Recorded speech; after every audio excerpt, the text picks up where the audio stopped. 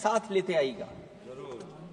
वो जहाज भी तो भारत का ही होगा। इतना हक तो उनका बनता ही है कि कम से कम दूसरों की ठगी से शिकार कुछ लोग तो बाइज्जत देश लौट सकें। वैसे सवाल यह भी है कि आपके रहते ऐसी ठगी कैसे फल फूल रही है। और सभापति महोदय, इस ठगी से सबसे ज्यादा अगर प्रभावित कहीं के लोग हैं तो वो गुजरात के प्रभावित लोग हैं। क्या यही सभापति हमारे विकसित भारत की तस्वीर है? यादव जी, आप सीनियर मेंबर हैं। सभापति पार्लियामेंट्री वर्ड जो आप बोलते हैं थोड़ा सा सोच समझ के बोलिएगा। ये ठगी वर्ड जो है थोड़ा सा इसको हटा दीजिएगा। सभापति महोदय, एक दूसरी तस्वीर में हम लोगों ने देखी, महाकुंभ जो 144 साल बाद एक झूठा प्रचार किया गया। 144 साल। सभापति महोदय, बोलने दीजिए। सभापति महोदय, कुछ पॉइंट रेज करा। सभापति महोदय, ये एक मिनट रुकिए, एक मिनट, जस्ट अ मिनट, एस्ट्रोनॉम, एक minute please, honourable member please, Yadav ji एक मिनट प्लीज, आप बैठिए। सभापति महोदय, यादव जी आप बैठिए, एक मिनट, आप बोलिए। संविधान का आर्टिकल 25, 26, 27 और 28 ये कहता है कि आप किसी भी रिलीजन के खिलाफ किसी प्रकार की बातें नहीं कर सकते। ये लोग एंटी हिंदू है, ठीक है, ये लोग एंटी हिंदू है, ठीक है, पूरे कांग्रेस के। I got the point, please. देख लेंगे इसको। I will see, please be seated। आप लोग बैठिए, हम देख लेंगे। सभापति महोदय, हम देख लेंगे, आप बैठिए प्लीज, आप बोलिए, हम देख लेंगे। गौरव जी बोला है ना, प्लीज आप लोग बैठिए, बोलने दीजिए, नेता को बोलने दीजिए, माननीय नेताजी को बोलने दीजिए। वो महाकुंभ की तस्वीर, क्या हो रहा है? ये भड़काना चाहते हैं। सभापति महोदय, ध्यान भड़काना चाहते हैं। एक मिनट, कोई भी ऐसा वर्ड करके नहीं आए हो, कोई भी आस्था के विरुद्ध में बोला है, आपको कोई उसको हटा अधिकार नहीं दीजिएगा। बनता है। आप स्नान करके नहीं आए हो, आपने स्नान नहीं किया कुंभ में। बोल दिया मैंने, सभापति महोदय, बोल दिया प्लीज। आप हटा दिया जाएगा उसे। सभापति महोदय, इन्होंने कुंभ में स्नान नहीं किया। आप इधर देखिए, शहर पर देखिए, उधर मत देखिए, शहर को संबोधन कीजिए। अगर फोटो आई होती तो मैं जैकेट वाली भी फोटो देख लेता। आपका कोई गलत फोटो दिखा है, सभापति महोदय, ऐसा लग रहा है। विकसित भारत की जो दूसरी तस्वीर देखी जी, वो तस्वीर न केवल हम लोगों को दुख पहुंचाती है, बल्कि तमाम वो सनातन को स्वीकार करने वाले लोग, उनको दुख पहुंचाया होगा। सभापति महोदय, अगर लोग तकलीफ में रहे, परेशानी में रहे, और ये पहली बार हुआ होगा ऐसा कि लोग 300 किलोमीटर के जाम में फंस गए। न केवल एक मुख्यमंत्री, सभापति महोदय, उन्हें 2-2 मुख्यमंत्रियों को लगाना पड़ा कि कैसे जाम रुक जाए।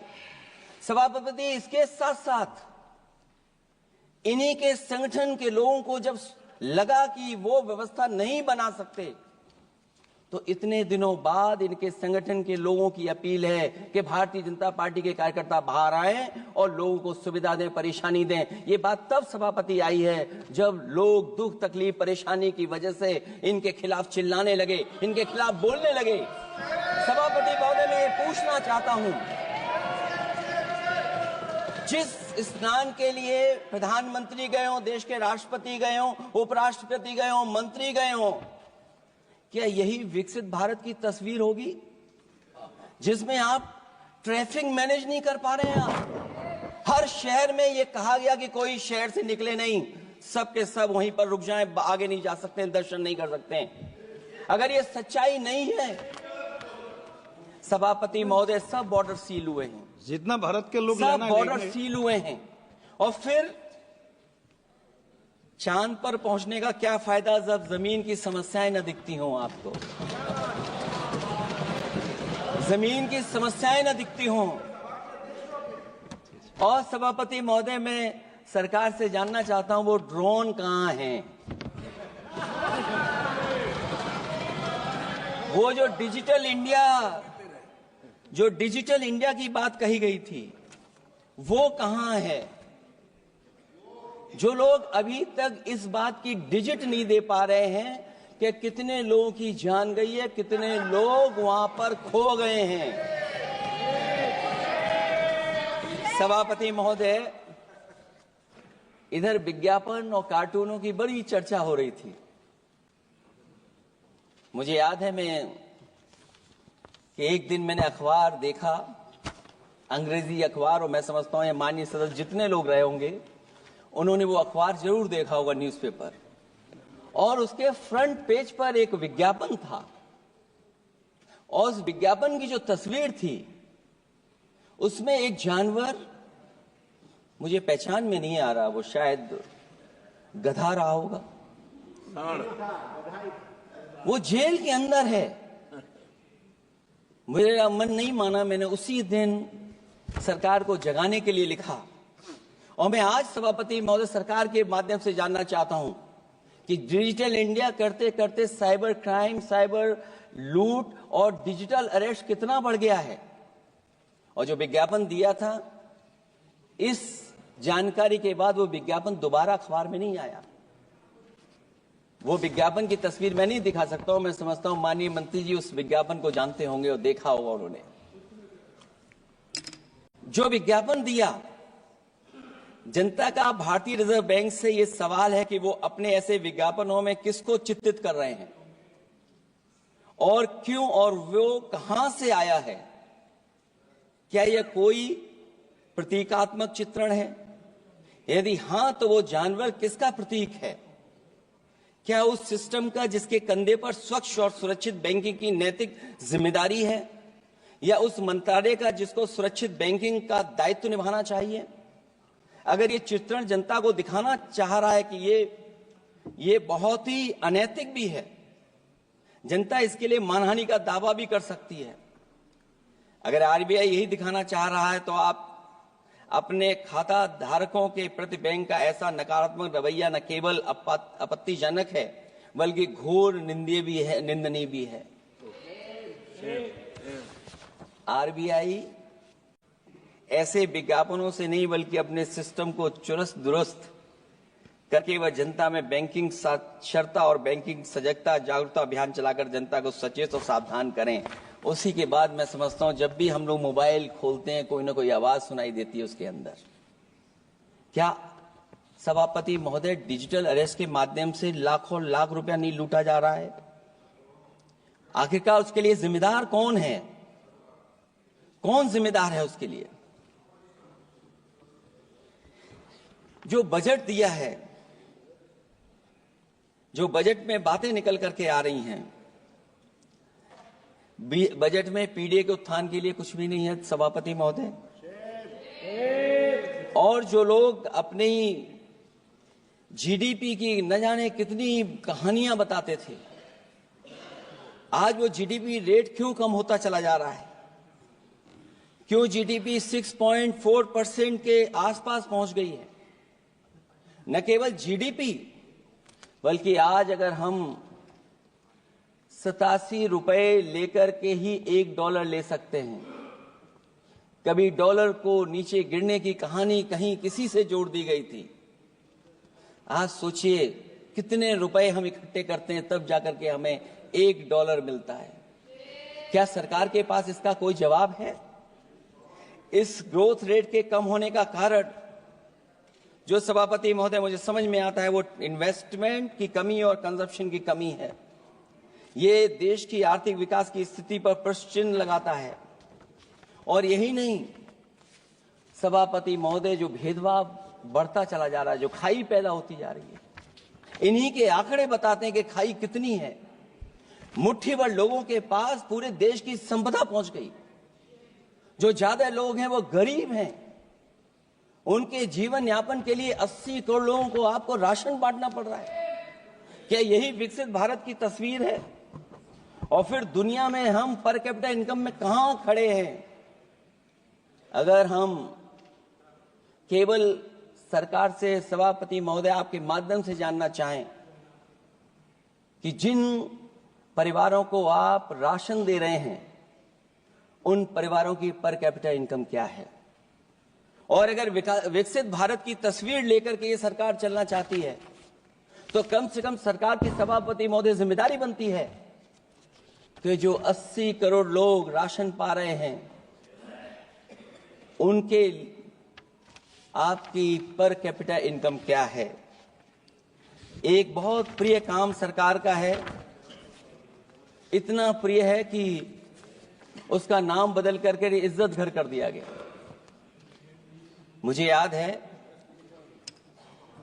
कि एक छत्तीसगढ़ में बुजुर्ग मां जिसने बकरी बेच करके अपना शौचालय बनाया था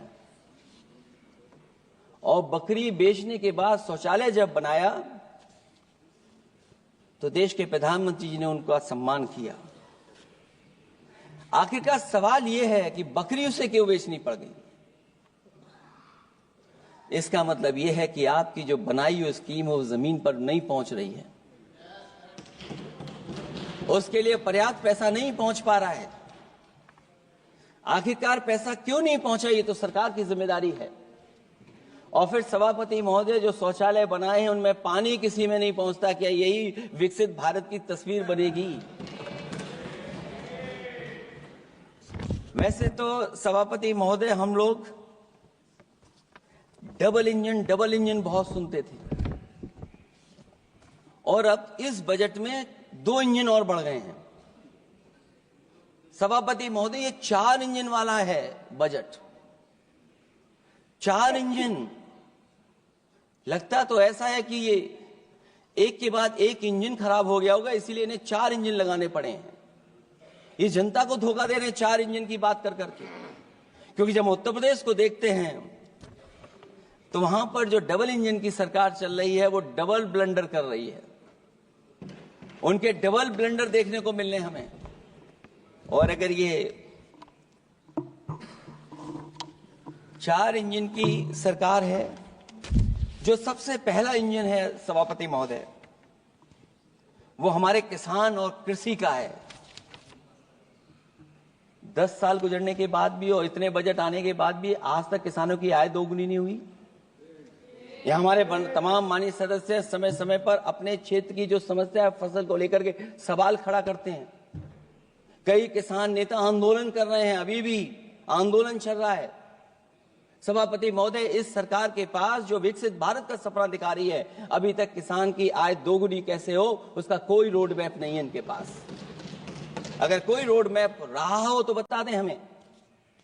और फिर एमएसपी की कानूनी गारंटी। सभापति महोदय, हजारों किसानों की जान चली गई कि एमएसपी को कानूनी गारंटी मिले, लेकिन आज भी वो गारंटी नहीं मिल पा रही है। क्या यही हमारा विकसित भारत होगा जिसमें किसान को एमएसपी नहीं मिलेगी, उसकी कोई गारंटी नहीं है? जो किसान की आय दोगुनी का सपना ले रहे थे उन्होंने स्वामीनाथन जी को भारत रत्न तो दे दिया, लेकिन उनके कही हुई बातों को अभी तक नहीं पहुंचा पा रहे हैं। जो फसलें दलहन तिलहन बढ़ावा देने के लिए जो मिशन की घोषणा की गई थी, वो क्या मिशन अभी पूरा हुआ है? क्योंकि अभी तक हम लोग तिलहन इंपोर्ट कर रहे हैं। दलहन तिलहन के बारे में पहले बजट से कहा जा रहा है अध्यक्ष महोदय, आज भी हम लोगों को इंपोर्ट करना पड़ रहा है। और उसका परिणाम यह है कि हम अपने किसानों को जो लाभ देना चाहते हैं वो नहीं लाभ दे पा रहे हैं। प्रधानमंत्री धन धान कृषि योजना 100 पिछड़े जिलों के लिए घोषित हुई है, लेकिन इसके लिए कोई बजट नहीं दिया गया है। फल और सब्जी का उत्पादन को बढ़ावा देने के लिए भविष्य में योजना बनाई जाएगी। यही 4 इंजन की बजट है कि फल और सब्जी के लिए बाद में बजट बनाया जाएगा, बाद में बजट घोषित होगी। पॉलिसी क्या होगी वो बाद में तय होगा। कृषि क्षेत्र में रिसर्च और डेवलपमेंट के लिए अधिक धन की आवश्यकता है। शायद इस बजट में अध्यक्ष महोदय वो नहीं दिखाई दे रहा है। कृषि क्षेत्र में कार्यबल करीब 46% है, लेकिन जीडीपी में इसका योगदान केवल 18% है। किसानों की खराब आर्थिक स्थिति को दर्शाता है कि अभी हमारा किसान गरीब है। फसल बीमा योजना, मुझे याद है फसल बीमा योजना को लेकर के न जाने कितना प्रचार किया गया, लेकिन सच्चाई तो यह है कि जब क्लेम करने की बात आती है तो जो आंकड़े बताते हैं वो अभी भी 3% से ऊपर नहीं पहुंच पाए हैं। किसान के कर्ज के कारण किसान आत्महत्या कर रहा है। क्या विकसित भारत की यही तस्वीर होगी कि लाखों लाख किसान हमारा आत्महत्या कर ले? अब तो सुना है कि वो आंकड़े भी आना बंद हो गए हैं। हमें किसान के ऊपर कर्ज और कर्ज के ऊपर कर्ज नहीं बनाना है। जिस तरीके से आप बड़े बड़े उद्योगपतियों का ध्यान रखते हैं कि उनका समय समय पर कर्ज माफ करते हैं, मुझे पूरा भरोसा है कि हमारे देश के किसानों का भी कर्ज माफ होना चाहिए, उनको कर्ज से मुक्ति दिलाना चाहिए। अगर क्लाइमेट चेंज की बात होगी तो सबसे पहले असर अगर किसी पे पड़ेगा तो सबसे पहले प्रभावित अगर कोई होगा तो हमारा किसान प्रभावित होगा। उसके लिए क्या आपके पास रोड मैप है? हमारे माननीय सदस्यों ने बहुतों ने कहा है जीएसटी को लेकर के न जाने क्या क्या सरकार बनाती है और जीएसटी से लगातार व्यापारियों को उलझा रही है। जब तक जीएसटी के बारे में व्यापारी समझ पाता है तब तक जीएसटी को बदल देते हैं, तरीका बदल देते हैं। अभी भी किसानों के जितने भी इक्विपमेंट हैं उनमें 18-12% जीएसटी लिया जा रहा है। कम से कम अगर विकसित भारत का सपना ये सरकार देख रही है तो सभी के सभी एग्रीकल्चर इक्विपमेंट जो हमारा किसान इस्तेमाल करता है उस पर 0 जीएसटी होनी चाहिए। मैन्युफैक्चरिंग सेक्टर को बढ़ावा देने के लिए और कई योजनाएं सरकार लाई है। भंडारण की सुविधा किसको मिल रही है? सभापति महोदय, भंडारण को लेकर के भी सरकार का कोई रोड मैप जरूर होना चाहिए। ये कैसी अर्थव्यवस्था है अध्यक्ष महोदय, जहां पर अर्थव्यवस्था को तो हम तीसरे नंबर पे पहुंचा रहे हैं, लेकिन नौकरी और रोजगार उसके पास नहीं है। ग्रोथ है, ग्रोथ बताना चाहते हैं, लेकिन रोजगार और नौकरी नहीं है। जो इनके मैन्युफैक्चरिंग के तमाम मिशन थे, नेशनल मैन्युफैक्चरिंग मिशन, जब तक इन्वेस्टमेंट का वातावरण नहीं सुधरेगा तब तक इन्वेस्टमेंट नहीं हो सकता। हमारा नेशनल मैन्युफैक्चरिंग मिशन आगे नहीं बढ़ सकता। दूसरा इंजन इन्होंने बताया एमएसएमई, और एमएसएमई को लेकर के बहुत चिंता व्यक्त की। बजट भाषण में एमएसएमई सेक्टर को विकास का द्वितीय इंजन बताया गया, जो सही है, परंतु एमएसएमई के विकास के लिए बजट में कोई विशेष व्यवस्था नहीं की गई है। भारत में एमएसएमई के क्षेत्र में 11 करोड़ लोगों को रोजगार प्रदान 11 करोड़ लोगों को रोजगार प्रदान करता है, और इसमें सबसे ज्यादा रोजगार मिलता है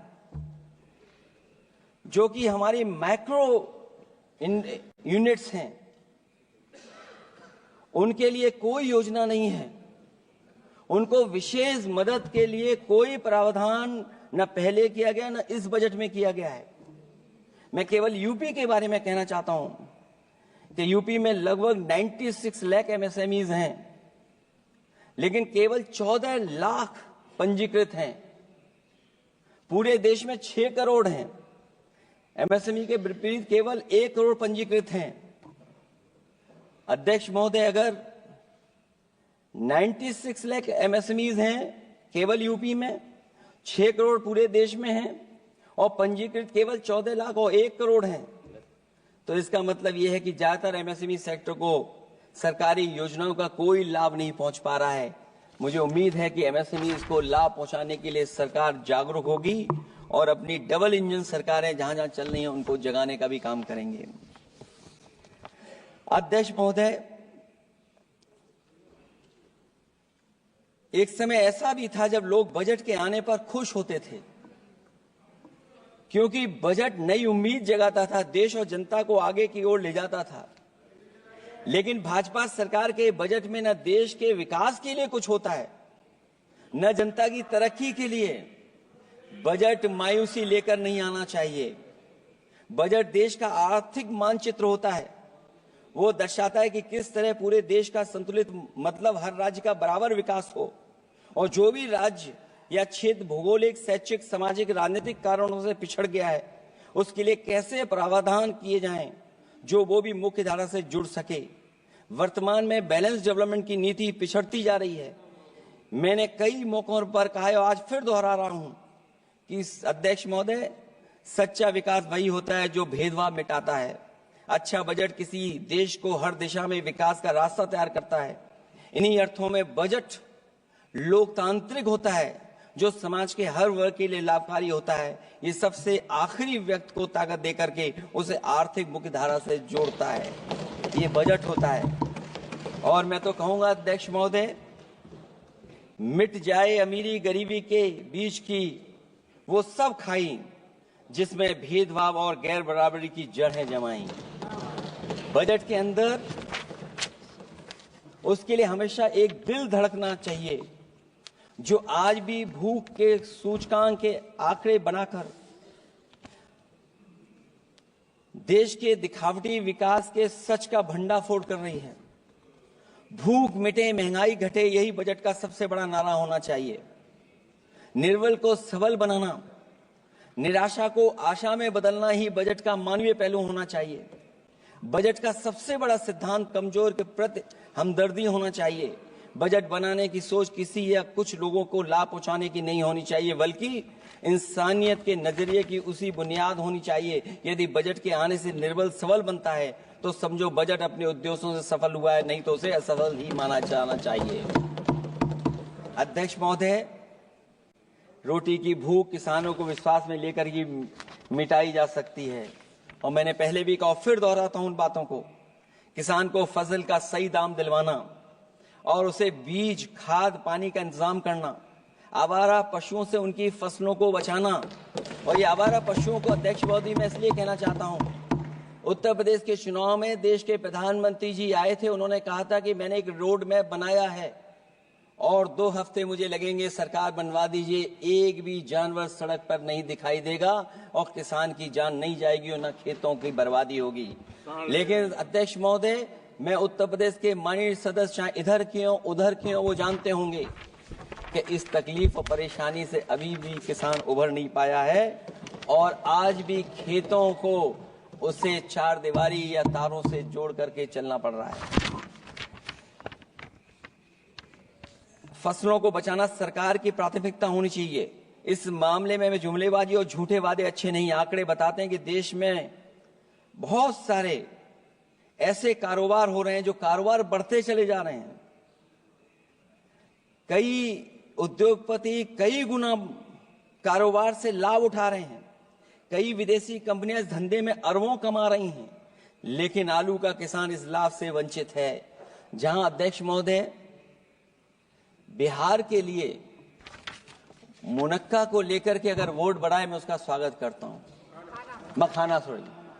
मखाने को लेकर के एक कदम आगे चला गया, मैं दूसरे स्टेट में पहुंच गया अध्यक्ष महोदय।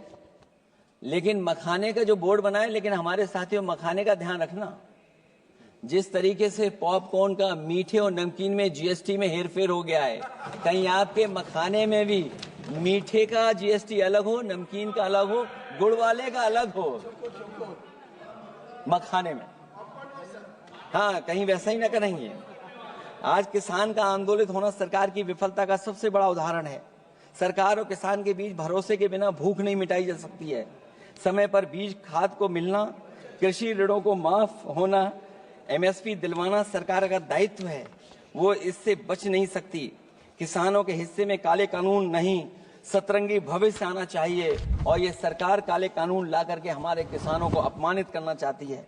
वहीं अध्यक्ष महोदय, हमारे मानव संसाधन के लिए स्वास्थ्य एक बड़ी चुनौती है। चिकित्सा स्वास्थ्य में सुधार होना बेहद जरूरी है। आज के समय की सबसे बड़ी जरूरत है कि हर शरीर को पोषक आहार मिल सके, कार्य की दशाएं अच्छी हों, वर्क लाइफ बैलेंस सही हो, जिससे मानसिक रूप से भी लोग स्वस्थ रहें। इसके अलावा पर्यावरण को भी अब स्वास्थ्य के बड़े कारक के रूप में लेना होगा।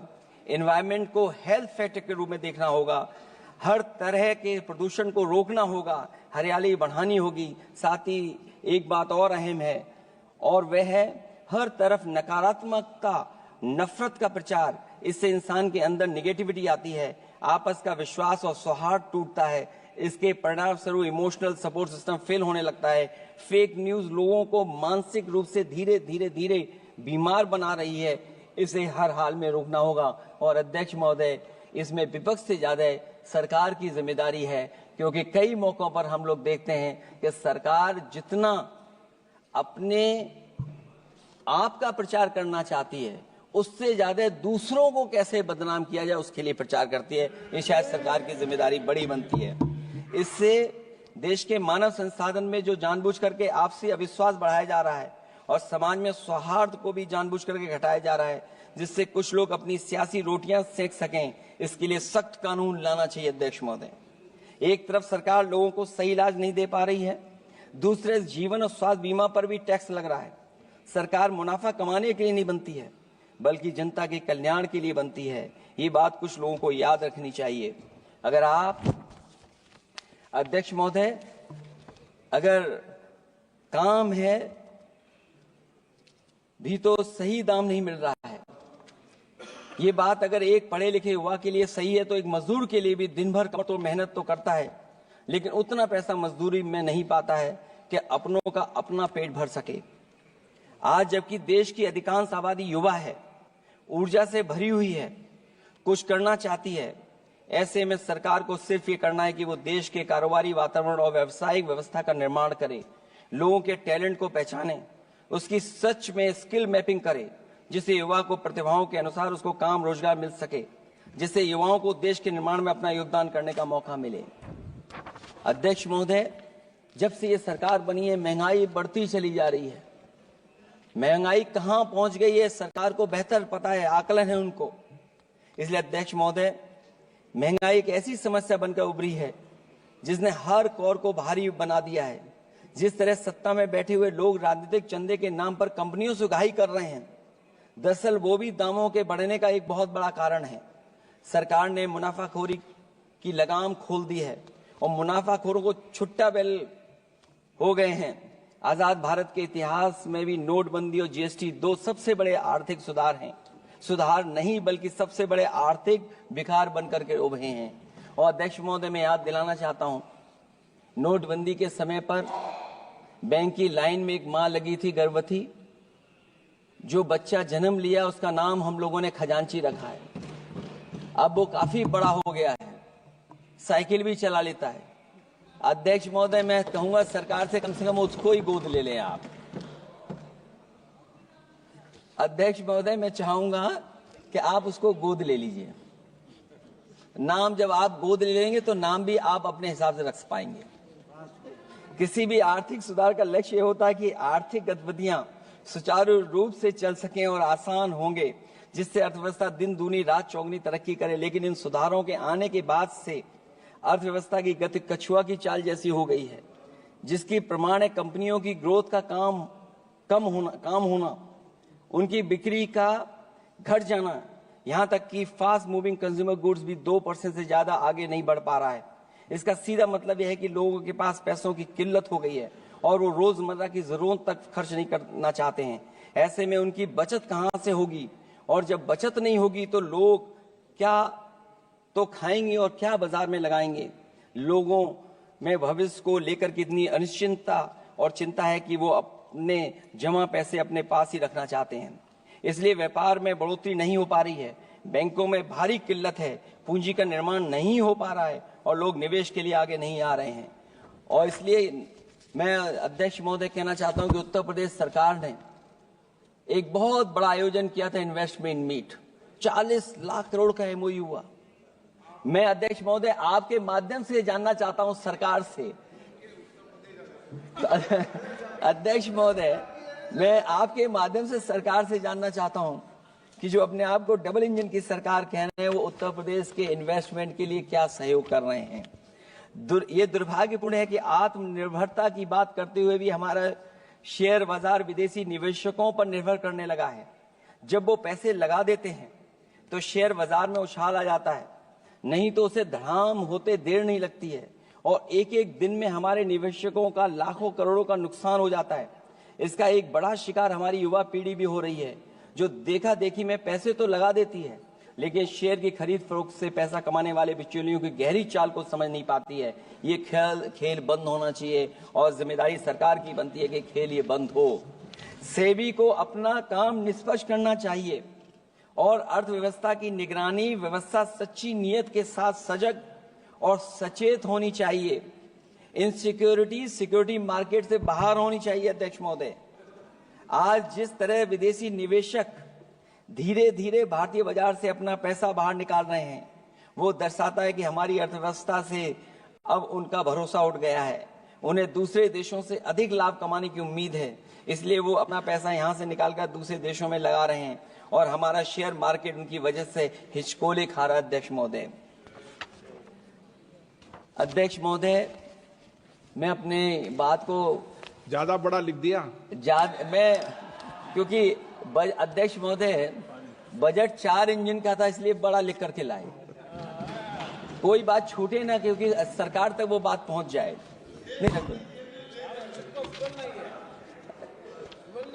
क्योंकि अध्यक्ष महोदय, अगर 11वां बजट हो 4 इंजन लगाने पड़े तो कहां विकसित भारत बन रहा है। जीएसटी को भ्रष्टाचार से मुक्त करना होगा, व्यापारियों के प्रति विश्वास जताना होगा। यदि टैक्स की व्यवस्था और दर सही होगी तो सब आसानी से टैक्स भर देंगे। हाई टैक्स रेट दरअसल भ्रष्टाचार को बढ़ावा देती है, इससे राजस्व की हानि होती है। सच में लोग काम कारोबार करना चाहते हैं, कर की चोरी नहीं करना चाहते हैं। इसलिए टैक्स की रेट को तार्किक बनाना और टैक्स सिस्टम को इजी करने की से ही अर्थव्यवस्था में गति आएगी। निवेश के लिए दुनिया वापस हमारे देश की ओर देखेगी। मैं अध्यक्ष महोदय, अर्थव्यवस्था के संबंध में एक गंभीर मुद्दा मैं बताना चाहता हूं। एक बहुत गंभीर मामला है पलायन का। पलायन के मामले में एक बहुत बड़ा विरोधाभास हमारी अर्थव्यवस्था के लिए चुनौती बन रहा है। एक तरफ वो सबसे अमीर वो लोग जो अपनी पूंजी का निवेश करते हैं और दूसरी तरफ सबसे गरीब वो लोग हैं जिनके पास अपने श्रम निवेश करने के अलावा कोई दूसरा रास्ता नहीं है। ऐसे हजारों अरबपति बाहर के देशों में ज्यादा उम्मीद देखते हुए अपनी पूंजी लेकर देश छोड़कर जा रहे हैं। वहीं दूसरी तरफ जो सबसे गरीब लोग हैं वो राज्यों के असंतुलित विकास की वजह से अपने राज्यों से पलायन कर रहे हैं। इस महा समस्या का सबसे बड़ा शिकार हमारा उत्तर प्रदेश है, जहां नौकरी और अवसरों की भारी कमी है, जहां विकास टीवी अखबारों होर्डिंग में तो दिखता है लेकिन जमीन पर नहीं। जब पूंजी और श्रम के निवेश के लिए आंतरिक वातावरण बनेगा तभी सच्चा विकास होगा, बजट अपने उद्देश्यों को प्राप्त करेगा, अर्थव्यवस्था लाभ के लोभ से मुक्ति होगी और बजट एक लोकतांत्रिक देश के जन कल्याण की सही दिशा में आगे बढ़ेगा। अध्यक्ष महोदय, बजट विकास में तेजी लाने का इसका मतलब यह है कि पिछले 11 सालों के भाजपा ने विकास के लिए कछुए की चाल चली है। जब उन्होंने समावेशी विकास सुनिश्चित करने के लिए संकल्प लिया तो ये बात खुली की हुआ है मतलब कुछ लोग वहताशा आगे बढ़ गए हैं और बाकी नीचे की ओर जा रहे हैं। निजी क्षेत्र के निवेश में को नई जान डालने की बात करने का अर्थ ये निकलता है कि भाजपा राज में निजी क्षेत्र बेजान हो गया है। नोटबंदी और जीएसटी के लिए सुधार नहीं विकास साबित हुआ। अध्यक्ष महोदय, परिवारों के मनोभाव में उल्लास भरने की बात करने वो स्वीकार कर रही हैं, लोगों को मुस्कुराना बंद कर दिया है। अच्छे दिन न इनके राज में आए हैं और न आएंगे आने वाले समय में भी। भारत के बढ़ते मध्यम मार्ग को खर्च करने की शक्ति को बढ़ाने की बात तो मतलब है कि मध्यम वर्ग के हाथ खाली हैं। आज आप आयकर की बात कर रहे हैं, हम लोगों ने बहुत पहले इस बात की मांग की थी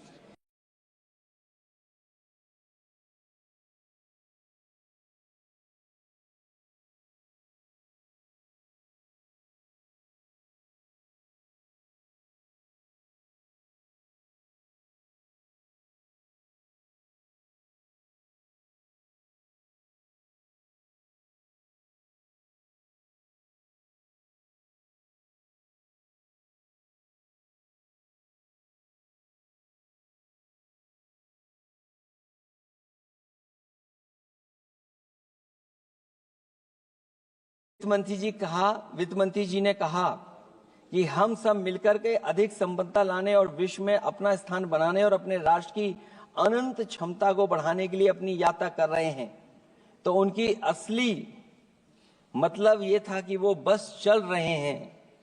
ये यात्रा निरर्थक है। अगर 11 साल बाद भी मंजिल का अता पता नहीं है तो ये यात्रा कौन सी है अध्यक्ष महोदय? जब आपने कहा कि हमारे सामने प्रतिकूल भू राजनीतिक परिस्थितियां हैं, तो अध्यक्ष महोदय ये बताए सरकार कि आपने उन्हीं प्रतिकूलों को क्यों होने दिया, प्रतिकूल परिस्थितियों को क्यों बनने दिया? हमारे संबंध पड़ोसियों से क्यों खराब हुए? हमारी सीमाएं क्यों असुरक्षित हुई? हम क्यों अपनी बात अंतर्राष्ट्रीय पटल पर रखने में कामयाब नहीं हुए हैं? जब आपने कहा कि हमारी अर्थव्यवस्था सभी प्रमुख वैश्विक अर्थव्यवस्थाओं के बीच सबसे तेजी से बढ़ने वाली अर्थव्यवस्था है, तो आप ये क्यों भूल गए कि हमारा रुपया उनके शासनकाल में सबसे निचले स्तर पर पहुंच गया है? सबका विकास का आपका नारा सबका विनाश में कैसे बदल गया है? क्योंकि जब रुपया नीचे जाएगा तो विनाश का ही रास्ता खोलेगा। बड़े से लेकर छोटे उद्योग धंधे दुकानदारी सब चौपट क्यों हो गए हैं? मेक इन इंडिया, मुद्रा योजना, स्किल इंडिया, ये सब नाकामी की किताब के चैप्टर कैसे बन गए? वहां सवाल ये कि कैसे व्यापार कारोबार केवल कुछ लोगों के हाथ में ही सिमट गया और बाकी सबका काम धाम क्यों मिट गया? अध्यक्ष महोदय, हम भी मानते हैं कि कोई देश केवल उसकी मिट्टी से नहीं है, बल्कि देश उसके लोगों से है। लेकिन आप लोग ये बात सिर्फ कहते हैं, करते नहीं हैं। जनता आपके लिए बस नारे का विषय है।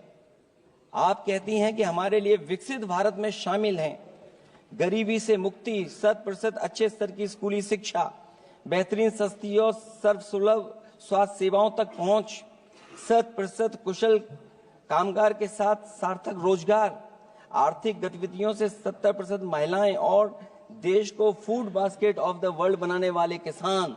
अगर ये आपका लक्ष्य है, पर क्या आपके राज्य में अमीरी गरीबी की खाई नहीं बढ़ी? भू के इंडेक्स में हम कहां जा पहुंचे हैं? स्कूली शिक्षा का बजट कम नहीं हुआ, स्वास्थ्य सेवाएं महंगी नहीं हुई, यहां तक कि अपने स्वास्थ्य बीमा पर भी टैक्स लगा दिया है।